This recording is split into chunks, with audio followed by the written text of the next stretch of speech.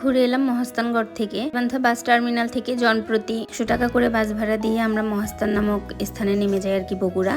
মহাস্থান নেমে ওখান থেকে ভ্যান যোগে আর কি মহাস্থানগড় জাদুঘরে যেতে হয়। ভ্যানে জনপ্রতি 10 টাকা করে ভাড়া নিবে। মহাস্থানগড় জাদুঘরে যাওয়ার রাস্তাটা এত সুন্দর, মানে চারপাশেই পাহাড়ের মতন উঁচু উঁচু টিলা বা ভিটা, আর গাছ, সবুজ গাছ। ভ্যান দিয়ে যেতে ভালোই লাগবে।